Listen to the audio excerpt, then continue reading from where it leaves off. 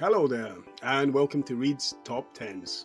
This is the first episode where I will be choosing 10 of my favourite retro games that I played between 1980 and 1990. There will be one in there though, from I believe 1976, but that aside, they're all from the golden age of gaming. So, welcome, and let's get on with it. So, Chucky Egg, what a wonderful game. Came out in 1983 and I had it on the BBC Micro. It was available for the Commodore 64 and the Spectrum, but I had it on the BBC, as I say. Up, down, left, right, jump, avoid the geese, pick up the feed, keep an eye on the timer. Really, that was it. Very simple, and really you can't improve on perfection. The graphics could be better these days, but the gameplay was fantastic. 5-star from me. So right behind me here, you can see Defender. That was a good game. That was a very difficult game. Interesting facts about Defender. Okay, it was the very first sideways scrolling video game. And also, it was written by a company called Williams. Now, Williams were originally a pinball machine maker in 1940s, 50s, 60s, 70s in America. This was the first attempt, toe in the water at game making, and boy, did they kill it. Now, everybody has played some form or another of Breakout. It's ubiquitous. This game is on every platform. It has been everywhere, every handheld, every console. It's been everywhere. Now, did you know that this was created by Steve Wozniak, who was one of the founder members of Apple? Okay. It was released on May the 13th, 1976, but it was based on an idea from 1972 by a game that was known as Pong. Pong was a very simplified version, the beep, beep, beep, beep. You get it. Anyway, there we go. I'm going to give this 4 stars.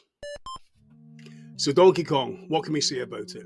1981, fantastic arcade game. I did spend a lot of money actually in the arcade on this game. If any of my friends ever watch this, do you remember the fancy dress shop on the way back from school? And all of us used to be in there playing Hunchback. And this, I digress. Anyway, so 2 facts that you don't know about, or you may not know about Donkey Kong. He was originally called Jumpman. In his first incarnation, he was called Jumpman, and he didn't jump. And secondly, actually 3 things. Secondly, he wasn't based on a plumber, but in fact, the landlord of Nintendo America's offices, who was an Italian American called Mario Egli, I think his name was. And last but not least, in 1984, I think, I double check yourself, I think I may have that wrong by a year, but Universal Studios tried to take Nintendo to court, saying that Donkey Kong and King Kong were the same animal. Now, they weren't, and it was kicked out of court. There you go. And I'm going to give this 4 stars as well. So, here we have Elite, written by David Braddon and Ian Bell, and it was originally published for the BBC Micro by Acorn Soft. Yeah, that's one, Acorn Soft. So, really, this game here is you're a trader. Okay, you're in a ship. You start off with a really terrible ship. You try and move up the ranks until you become elite. You can do this in different ways. You can be a pirate. You can trade honestly. Because maybe someone has gold, another person has slaves, or the other person is selling, I don't know. So you have to basically find the planets to travel from planet to planet with the most profitable items you can. You could also just smash things up. I don't know. It was a good game, but in all honesty, it was a little overcomplicated for me as a young boy, as an 11-year-old or 12-year-old. It was a little bit too complicated, but I did love it. And this game here was the first game to be what we class now as open world. Yeah. I'm going to give it 4 stars. So, PacMan, the game that we all love. This is very much in the vein of Chucky Egg. There was no plot. It was basically forward, back, left, right. Nice and easy. Anyway, the game originally released in 1980 was called PacMan, and it was originally intended to be to be played by girls and young boys. That was the original audience. But when Namco released it in 1980, I think it was released in America by Namco in Midway. It took over, I think, what was it, a billion? It took $1 billion in quarters in the arcade in the first year in America. Anyway, the game, anybody that's my age or thereabouts will remember hanging about chip shops. For those of you younger, won't realize this, that used to, at least in England and especially Scotland, we used to go to chip shops and strange places. There were arcades, but prior to the arcades, a lot of kind of niche little shops and things had arcade machines in them. Yeah, so there we go. I'm going to give that 5 stars. Pac-Man has to get 5 stars. So if you look behind me now, you'll see Attic Attack. Okay, Attic Attack was on the Spectrum. I did say to you I was going to come back to the Spectrum. It was actually on the BBC as well, but I played this on the Spectrum at a friend's house, I remember. This game, it takes place within a castle, and you have three characters, each of them with different attributes. So, for example, I think the serf could run a little bit faster, and they all had their own routes that they could go through, etc. So the game had a bit more length and legs to it because you could play as the different characters, and each character, like I say, gave you a different method of doing it. It was absolutely beautiful to look at. It's hard looking at this just now. It's difficult to see what I'm talking about, or even listening to that, because that's fantastic there.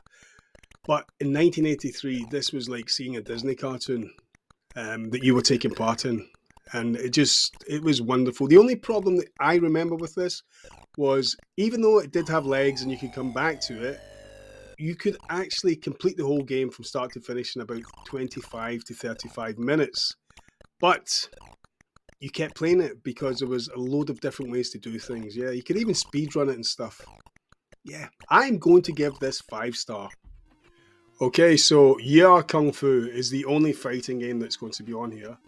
It was on the Commodore 64, 1984 on the Commodore 64, and that little main character up there, his name's Oolong. This was a 2-player beat 'em up on an 8-bit machine with beautiful music. I know it's dated now, but the music was fantastic. And this here was the biggest grossing game ever that had came from an arcade machine. I think it originally came out in an arcade machine onto our home computers, and it killed it. It killed it. This game here made me so jealous of Commodore 64 owners. I was a BBC B owner, and this was distressing. I loved it. I'm going to give it 4 stars though. I know everything's getting 4 and 5 stars because I love them all, and I don't know how to differentiate that much between them, but it's getting 4 stars. I know I keep saying it, but this is one of my favourites. Track and Field. What a great game for if you had friends around. This was released in 1984 on the Commodore 64, and it was released, I believe, in Japan in 1983 as Hypersports. Hypersports, yes, that's what it was. Yeah, this is a fantastic game. You had the 100 meters dash, 110 meters hurdles, long jump, high jump, hammer throw, and the 100 meters dash. I already said that. But honestly, this was a fantastic game then, and it still is now. I have played this recently, and it still holds ground. It was the original sports game. Fantastic. 5 out of 5, a big 5 out of 5.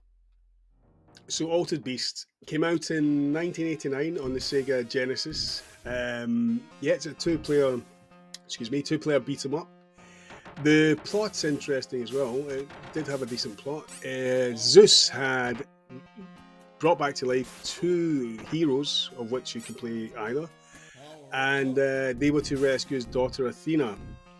There are 5 stages, and as you progress through the stages, you do get to change.